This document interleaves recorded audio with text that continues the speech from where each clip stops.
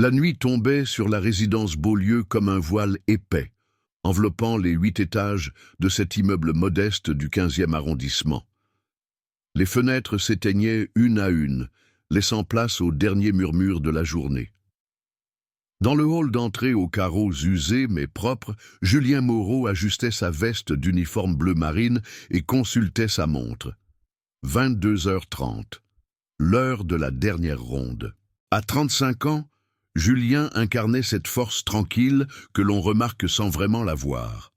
Grand, solidement bâti, il portait son mètre 85 avec une élégance naturelle que ne parvenait pas à masquer la simplicité de son travail. Ses cheveux châtains foncés, toujours soigneusement peignés, encadraient un visage aux traits fins mais masculins. Une barbe de 3 jours soulignait sa mâchoire carrée, tandis que ses yeux noisettes clairs reflétaient une profondeur inhabituelle pour un homme de sa condition. Ses mains calleuses, marquées par années de labeur, tenaient fermement son trousseau de clés tandis qu'il entamait sa montée habituelle. Chaque étage révélait ses petits secrets nocturnes. Madame Durand, qui regardait encore la télévision, les éclats de rire étouffés des étudiants du 4e, le ronronnement du réfrigérateur défaillant de Monsieur Petit. Julien connaissait la symphonie de cet immeuble par cœur, mais ce soir-là, quelque chose troublait cette harmonie familière. Une odeur âcre flottait dans l'air, presque imperceptible au début, puis de plus en plus insistante à mesure qu'il gravissait les marches. Son instinct, aiguisé par des années d'expérience, lui soufflait que cette senteur n'avait rien de normal. Arrivé au 6e étage, l'odeur de brûlé devint indéniable. Julien pressa le pas, son cœur battant plus fort dans sa poitrine. Le couloir du 7e étage baignait dans un silence inquiétant. Trop silencieux. Julien tendit l'oreille et perçut un son qui glaça le sang dans ses veines. Un gémissement faible, presque inaudible, qui semblait venir de l'appartement 7B. Il s'approcha de la porte, posa sa main contre le bois peint en blanc. La surface était anormalement chaude. Sans hésiter, il sortit son passe et tourna la poignée. La porte s'ouvrit sur un spectacle d'horreur. Des flammes léchaient les murs du salon, alimentées par les rideaux qui se consumaient dans une danse macabre. La fumée épaisse obscurcissait la vision, mais Julien distingua une silhouette effondrée près du canapé. Une jeune femme, inconsciente, gisait sur le parquet. Ses longs cheveux bruns s'étalaient autour d'elle comme un halo sombre. Elle portait une robe de soirée noire, légèrement déchirée, et serrait contre elle un sac à main, en cuir rouge. Même dans cet état, on devinait sa beauté délicate, ses traits fins que la suie n'arrivait pas à ternir complètement. Julien n'eut pas une seconde d'hésitation. Il se précipita vers elle, souleva son corps menu sans effort, et la porta vers la sortie. Elle était étonnamment légère, fragile comme une poupée de porcelaine entre ses bras puissants. Ses cheveux effleuraient sa joue, tandis qu'il la transportait, et il sentit battre faiblement son pouls contre sa poitrine. Une fois dans le couloir, il l'allongea délicatement sur le sol carrelé et vérifia ses signes vitaux. Elle respirait, mais difficilement. Sa peau pâle contrastait avec ses lèvres légèrement bleuies par le manque d'oxygène. Julien composa immédiatement le numéro des secours tout en lui tapotant doucement les joues. Les minutes qui suivirent semblèrent durer une éternité. Les sirènes retentirent enfin dans la nuit, leurs échos résonnant contre les façades endormies du quartier. Les pompiers arrivèrent en trombe, suivis de près par une ambulance dont les gyrophares projetaient des ombres dansantes sur les murs. Pendant que les secours maîtrisaient l'incendie, Julien ne quittait pas la jeune femme des yeux. Elle avait repris connaissance durant le transport, ses paupières papillotant faiblement. Leurs regards s'étaient croisés un instant, et il avait vu passer dans ses yeux verts une lueur qu'il n'arrivait pas à identifier. De la peur, certainement, mais aussi autre chose. Quelque chose qui ressemblait à de la panique. À l'hôpital Saint-Antoine, Julien attendait dans le couloir glacial des urgences. Il avait refusé de partir avant de s'assurer qu'elle allait bien. L'adrénaline retombant peu à peu, il réalisait l'ampleur de ce qui venait de se passer. Il avait sauvé une vie qui, quelques heures plus tôt, lui était totalement inconnue. Le médecin de garde, un homme aux cheveux grisonnants et aux traits tirés par la fatigue, vint enfin le voir. « Elle va s'en sortir », annonça-t-il simplement. « Quelques inhalations de fumée, rien de grave.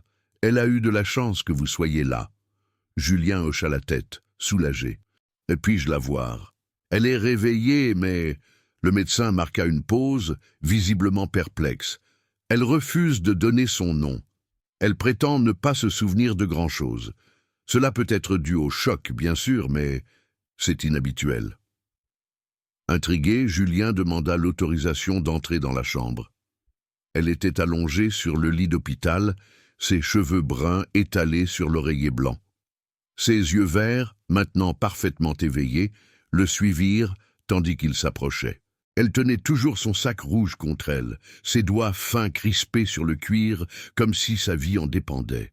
« Comment vous sentez-vous » demanda-t-il doucement, sa voix grave, résonnant dans le silence de la chambre. Elle le regarda longuement avant de répondre, et il remarqua qu'elle semblait jauger chacun de ses mots. « Mieux, grâce à vous. » Sa voix était mélodieuse, teintée d'un léger accent qu'il n'arrivait pas à situer. « Je vous dois la vie. N'importe qui aurait fait la même chose, répondit Julien avec modestie, mais elle secoua la tête. Non, pas n'importe qui. Vous auriez pu mourir dans ces flammes. Pourquoi avez-vous pris ce risque pour une inconnue ? La question le prit au dépourvu. Pourquoi, en effet ? Il n'avait même pas réfléchi. C'était plus fort que lui, un instinct de protection qui semblait inscrit dans ses gènes. « Je ne sais pas », avoua-t-il honnêtement. C'était naturel. Elle l'étudia avec une intensité troublante, comme si elle cherchait à percer son âme. « Vous êtes différent », murmura-t-elle. Un silence s'installa entre eux, chargé d'une émotion indicible. Julien sentait que cette femme cachait quelque chose d'important, quelque chose qui expliquait pourquoi elle refusait de révéler son identité, mais il n'osait pas insister. « Comment vous appelez-vous » finit-il par demander. Elle détourna le regard, ses doigts se resserrant encore davantage sur son sac. « Cela n'a pas d'importance. »« Bien sûr que si. Je dois savoir qui je viens de sauver. »« Vous avez sauvé quelqu'un qui n'avait peut-être pas envie de l'être ?» répliqua-t-elle avec une amertume qui le surprit. Ces mots résonnèrent étrangement dans l'esprit de Julien. Il y percevait une douleur profonde, une blessure à vif que sa beauté extérieure ne parvenait pas à masquer. Qui était vraiment cette femme ?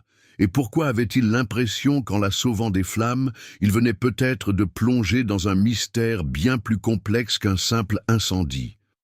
Les heures passaient, et malgré les demandes répétées du personnel hospitalier, elle persistait dans son mutisme concernant son identité. Elle avait fini par donner un nom aux infirmières, Marie Dubois, mais Julien était convaincu que c'était un mensonge. Tout chez elle respirait le mystère. Ses vêtements de qualité, ses mains soignées, qui n'avaient jamais connu le travail manuel, son élocution parfaite qui trahissait une éducation raffinée.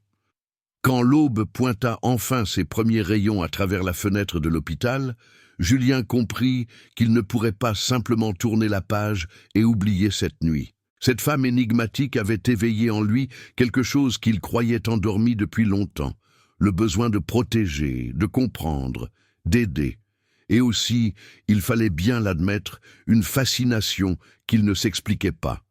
Avant de partir, il s'approcha une dernière fois de son lit.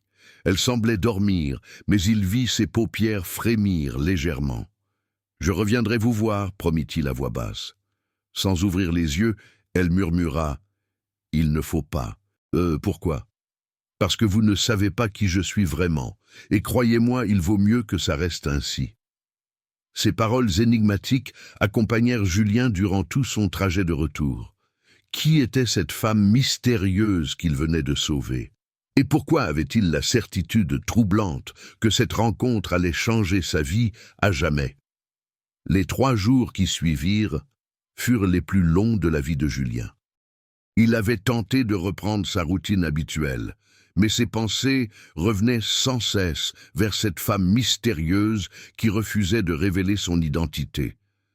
Chaque fois qu'il fermait les yeux, il revoyait son regard vert troublant, cette façon qu'elle avait eue de serrer son sac contre elle comme si sa vie en dépendait. L'immeuble Beaulieu avait retrouvé son calme après l'intervention des assurances et des experts. L'appartement 7B était désormais scellé, ses murs noircis témoignant silencieusement du drame qui s'y était joué. Mais pour Julien, rien n'était plus comme avant. Il se surprenait à scruter les visages dans la rue, espérant apercevoir cette silhouette gracile qui avait bouleversé son existence. Le jeudi matin, n'y tenant plus, il décida de retourner à l'hôpital Saint-Antoine. L'infirmière de garde, une femme d'âge moyen aux cheveux gris tirés en chignon strict, le reconnut immédiatement. « Monsieur Moreau, vous venez voir notre mystérieuse patiente ? Comment va-t-elle » L'infirmière soupira avec une expression contrariée. « Physiquement, elle va parfaitement bien. Nous aurions pu la libérer dès hier, mais... » Elle baissa la voix. Elle refuse de partir. Elle prétend n'avoir nulle part où aller, et elle persiste à nous donner ce faux nom, Marie Dubois. Nous savons tous que ce n'est pas le sien. Comment pouvez-vous en être si certaine ? Ses affaires, monsieur Moreau, sa robe vient d'une maison de couture parisienne haut de gamme. Ses chaussures coûtent plus que mon salaire mensuel. Et regardez ceci. L'infirmière sortit de son tiroir un petit objet brillant. C'était un bracelet en or blanc, serti de diamants discrets, mais indéniablement précieux. Elle l'a perdu quand nous l'avons déshabillé pour l'examiner. Quand nous le lui avons rendu, elle a pâli comme si elle avait vu un fantôme. Puis, elle nous a supplié de ne le mentionner à personne. Julien examina le bracelet à la lumière. Il était d'une facture exquise, le travail d'un joaillier de renom. À l'intérieur, une gravure presque effacée était encore visible. Pour ma fille bien-aimée, E.M. Vous pensez qu'elle a volé ce bracelet ? Non, répondit l'infirmière en secouant la tête. Je pense qu'elle fuit quelque chose, ou quelqu'un, et que ce bracelet pourrait révéler son identité. Julien sentit son cœur se serrer. Cette femme était en danger, il en était maintenant convaincu. Son instinct protecteur, déjà éveillé par leur première rencontre, se renforça davantage. Il devait l'aider, même si elle ne semblait pas le vouloir. « Puis-je la voir ?» Chambre 314. Mais attention, monsieur Moreau. Hier, 2 hommes en costume sont venus demander, après une jeune femme correspondant à sa description. Ils prétendaient être de la police. Mais leurs papiers semblaient étranges. Nous ne leur avons rien dit, bien sûr, mais ils reviendront certainement. Cette information glaça le sang de Julien. Des hommes la cherchaient. Sa décision était prise. Il devait absolument lui parler. Il trouva la chambre 314 plongée dans la pénombre. Elle était assise près de la fenêtre, regardant la cour de l'hôpital d'un air absent. Elle portait une chemise d'hôpital trop grande pour elle, qui accentuait sa fragilité. Ses cheveux bruns tombaient librement sur ses épaules, et malgré sa pâleur, elle demeurait d'une beauté saisissante. Quand elle l'aperçut, son visage se crispa. « Je vous avais dit de ne pas revenir. Et moi, je vous avais dit que je le ferais. » Julien s'approcha lentement, comme on approche un animal blessé. « Vous ne pouvez pas rester ici éternellement. » « Pourquoi pas? C'est l'endroit le plus sûr que je connaisse pour le moment. »« Sûr? Vous savez que des hommes vous cherchent ?» Elle sursauta violemment, sa main volant instinctivement vers son sac posé sur la table de nuit. « Quels hommes? Qu'est-ce qu'ils ont dit? Ils se faisaient passer pour des policiers. L'infirmière en chef pense que leurs papiers étaient faux. » Julien s'assit sur la chaise face à elle. « Qu'êtes-vous vraiment? Et de quoi avez-vous si peur ?» Elle le regarda longuement, comme si elle pesait le pour et le contre de lui faire confiance. Finalement, elle soupira profondément. « Je m'appelle... » Elle hésita. « Je m'appelle Élise. Élise Moreau. »« Moreau ?» Julien fronça les sourcils. « Comme moi ?» Un sourire triste effleura ses lèvres. « Le destin a parfois un sens de l'humour cruel. Non. Aucun lien de parenté. Moreau était le nom de mon mari. » « Ah, était ? Il est mort il y a 6 mois. » Sa voix se brisa légèrement. Dans un accident de voiture, du moins, c'est ce que tout le monde croit. Julien sentit un frisson parcourir son échine. « Que voulez-vous dire ?» Élise se leva et se dirigea vers la fenêtre, lui tournant le dos. Ses épaules tremblaient légèrement. « Vous voulez vraiment connaître la vérité ? Vous voulez savoir pourquoi je ne peux pas dire mon vrai nom, pourquoi je ne peux retourner nulle part, pourquoi des hommes me cherchent ? » Oui. Elle se retourna, et Julien vit des larmes briller dans ses yeux verts. « Parce que j'ai découvert que mon mari n'était pas l'homme que je croyais. Parce que j'ai trouvé des documents qui prouvent qu'il était impliqué dans des affaires criminelles. Et parce que certaines personnes pensent que je sais trop de choses. » Le silence qui suivit fut pesant. Julien assimilait cette révélation, comprenant enfin pourquoi elle paraissait si terrifiée. Elle n'était pas seulement une femme mystérieuse, elle était une femme en fuite, traquée par des criminels. « Depuis sa mort, je vis dans la terreur », continua-t-elle d'une voix à peine audible. « J'ai quitté notre maison de Neuilly, j'ai tout abandonné. J'ai loué cet appartement sous un faux nom, j'ai changé d'apparence, j'ai essayé de devenir invisible. » Et l'incendie ? Je ne sais pas s'il était accidentel ou... Elle frissonna. Peut-être qu'ils m'ont retrouvé. Peut-être qu'ils ont voulu m'éliminer. Ou peut-être que c'était vraiment un accident. Je ne sais plus quoi penser. Julien se leva et s'approcha d'elle. Instinctivement, il posa une main réconfortante sur son épaule. Elle sursauta au contact, mais ne s'écarta pas. « Vous n'êtes plus seul maintenant, » dit-il doucement. « Je vais vous aider. » « Vous ne comprenez pas. » Elle secoua la tête avec véhémence. « Ces gens sont dangereux. Ils n'hésiteront pas à s'en prendre à vous si vous vous mettez en travers de leur chemin. Vous avez déjà fait assez en me sauvant la vie. Je ne peux pas vous demander davantage. » « Vous ne me demandez rien. C'est moi qui vous l'offre. » Pour la première fois depuis qu'il la connaissait, Élise sembla véritablement émue.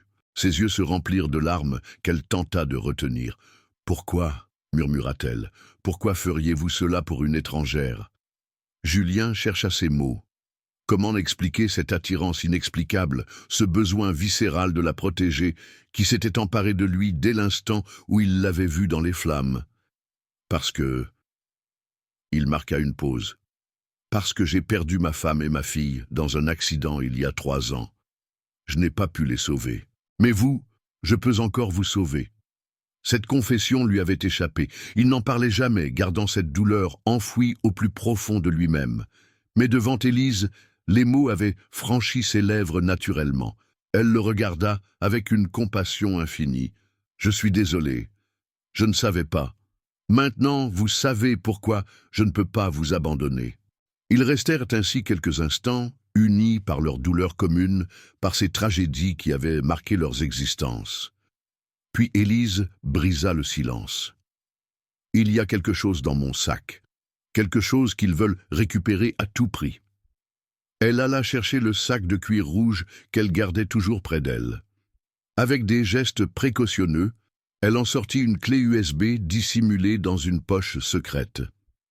Mon mari cachait des documents sur son ordinateur. Avant de mourir, il a dû pressentir quelque chose. Il m'a donné cette clé en me disant de la garder précieusement, mais de ne jamais l'utiliser sauf si quelque chose lui arrivait. Et vous l'avez fait ? Oui. Et j'ai découvert des choses terribles. Des comptes bancaires offshore, des transactions suspectes, des noms de personnes haut placées. Mon mari était comptable pour une organisation criminelle. Et maintenant, il pense que j'ai l'intention de faire chanter ces gens ou de livrer ces informations à la police. Julien comprenait maintenant l'ampleur du danger. Élise ne détenait pas seulement des informations compromettantes, elle détenait de quoi faire tomber toute une organisation. Pourquoi ne pas aller voir la police? Avec quoi? Des documents volés sur l'ordinateur de mon mari mort? Et puis... Elle hésita. Certains noms sur cette liste sont ceux de policiers, de magistrats, je ne sais pas en qui avoir confiance. Soudain des voix s'élevèrent dans le couloir. Élise pâlit instantanément. « C'est eux !» chuchota-t-elle, terrifiée. « Ils m'ont retrouvée. » Julien n'hésita pas une seconde. Il attrapa le sac d'Élise d'une main et la prit par le bras de l'autre. Il y a une sortie de secours au bout du couloir. Venez maintenant! Ils sortirent de la chambre au moment où deux hommes en costume sombre apparaissaient à l'autre bout du corridor. Ces hommes avaient tout de tueurs professionnels, regard froid, démarche assurée, mains visiblement habituées à manier des armes. Julien poussa Élise vers l'escalier de secours. Ils dévalèrent les marches 4 à 4, le cœur battant, l'adrénaline coulant dans leurs veines. Derrière eux, les pas de leurs poursuivants résonnaient de plus en plus fort. Ils atteignirent le rez-de-chaussée et se retrouvèrent dans une ruelle sombre derrière l'hôpital. Julien regarda autour de lui, cherchant une échappatoire. Sa camionnette de service était garée à quelques mètres. « Par ici !» Ils coururent vers le véhicule. Julien démarra en trombe au moment où les deux hommes surgissaient de l'hôpital. Dans le rétroviseur, il les vit parler dans des téléphones portables, probablement pour signaler leur fuite. Élise était recroquevillée sur le siège passager, tremblant de tous ses membres. « Ils ne me lâcheront jamais !» sanglotait-elle. « Jamais !»« Si, ils vous lâcheront !» répondit Julien avec une détermination qu'il ne se connaissait pas. « Je vous le promets. » Mais au fond de lui, il savait qu'il venait de franchir un point de non-retour. En aidant Élise à s'échapper, il était devenu lui aussi une cible. Désormais, ils étaient liés par le danger, unis dans cette fuite éperdue vers un avenir incertain. Tandis qu'il conduisait dans les rues de Paris, évitant les grandes artères, une question lancinante tournait dans son esprit. Comment un simple concierge comme lui allait-il pouvoir protéger cette femme contre une organisation criminelle? Et surtout, était-il prêt à tout sacrifier pour elle, y compris sa propre vie? La nuit tombait sur la capitale, et avec elle, le début d'une chasse à l'homme dont l'issue demeurait plus incertaine que jamais. 2 semaines s'étaient écoulées depuis leur fuite de l'hôpital. 2 semaines durant lesquelles Julien et Élise avaient vécu comme des fugitifs, changeant d'hôtel chaque nuit, évitant les lieux publics, se nourrissant de sandwichs achetés dans des stations-service isolées. Julien avait pris un congé sans solde, prétextant une urgence familiale. Il ne pouvait plus retourner à son travail, sachant que ses poursuivants surveillaient certainement l'immeuble Beaulieu. Ce matin-là, il s'était réfugié dans un petit hôtel miteux de Belleville. La chambre aux murs jaunis et au mobilier défraîchi contrastait cruellement avec le luxe qu'Élise avait connu. Mais elle ne se plaignait jamais. Ces 2 semaines de fuite l'avaient transformée. La femme fragile et terrorisée qu'il avait sauvée des flammes avait fait place à quelqu'un de plus fort, de plus déterminé. Julien était assis sur le lit défoncé, étudiant pour la 100e fois les documents contenus dans la clé USB. Les preuves étaient accablantes. Virements suspects, noms de complices, comptes détaillés des opérations de blanchiment d'argent. De quoi faire tomber une organisation entière, mais aussi de quoi leur valoir une condamnation à mort. Élise, elle, se tenait près de la fenêtre crasseuse, observant la rue avec une vigilance qui ne l'avait plus quittée. Elle portait des vêtements simples, achetés dans un magasin de discount. Ses cheveux étaient attachés en queue de cheval, et sans maquillage, elle paraissait plus jeune, plus vulnérable.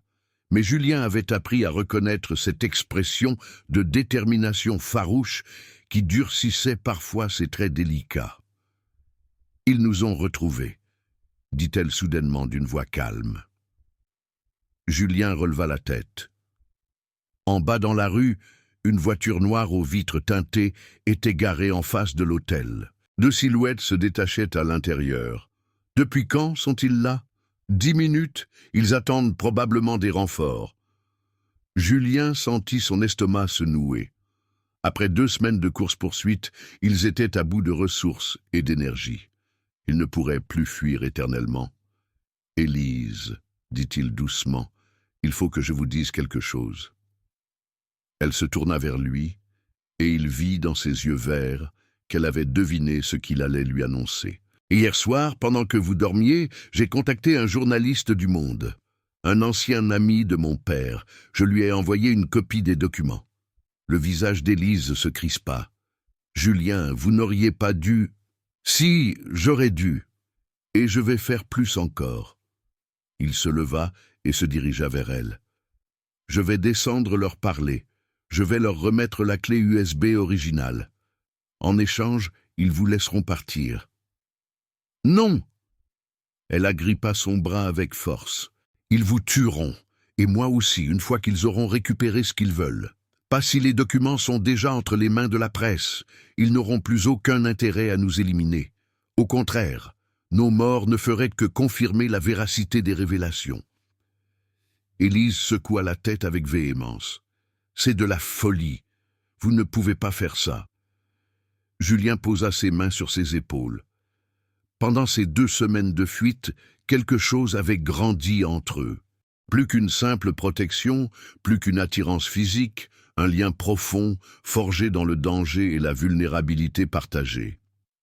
Il aimait cette femme.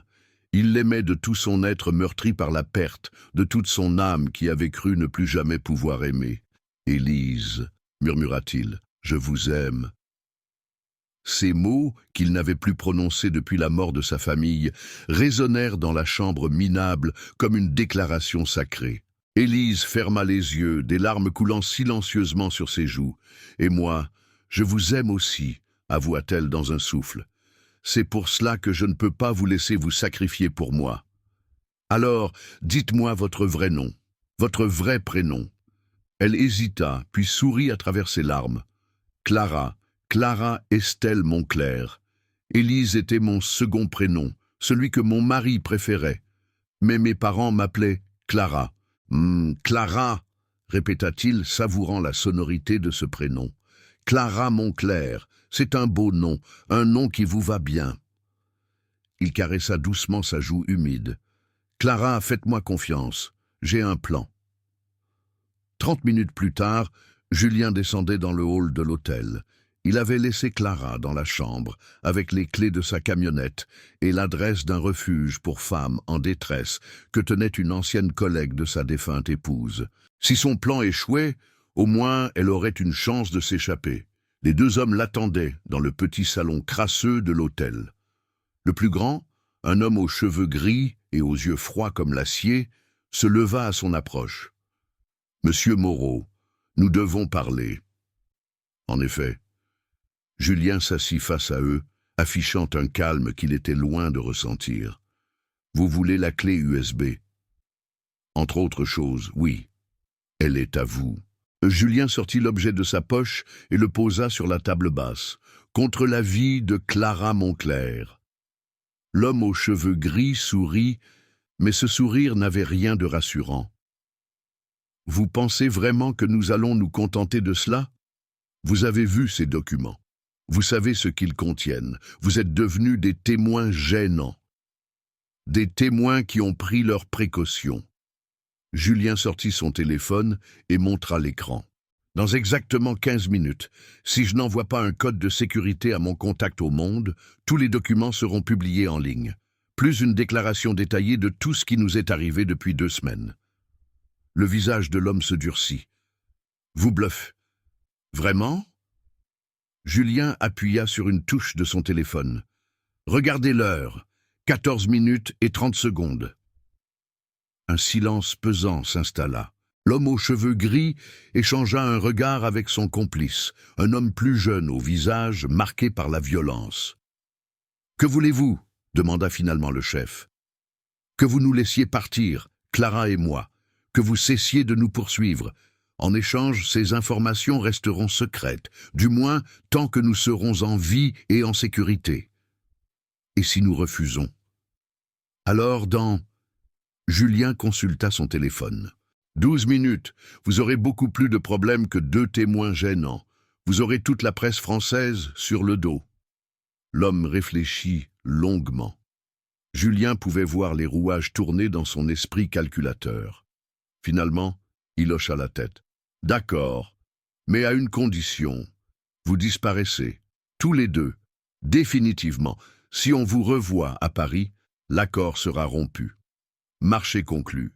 Julien tapa rapidement un message sur son téléphone, annulant la publication des documents. Puis il se leva. « La clé USB est à vous. Nous partons. » « Pas si vite. » L'homme aux cheveux gris se leva également. Comment être sûr que vous n'avez pas fait d'autres copies? Parce que vous allez devoir me faire confiance. Comme moi, je dois vous faire confiance pour respecter notre accord. Les deux hommes se dévisagèrent longuement. Enfin, le chef fit un signe à son acolyte qui s'effaça pour laisser passer Julien. « Vous avez 1 heure pour quitter Paris. Après cela, l'accord sera caduc. » Julien remonta dans la chambre, le cœur battant. Clara l'attendait, prête à partir, son sac à la main. « Alors, nous sommes libres, mais nous devons partir, maintenant et pour longtemps. » Ils quittèrent l'hôtel par la sortie de service et montèrent dans la camionnette. Tandis qu'ils s'éloignaient de Paris par les petites routes, Clara posa sa main sur celle de Julien. « Où allons-nous ?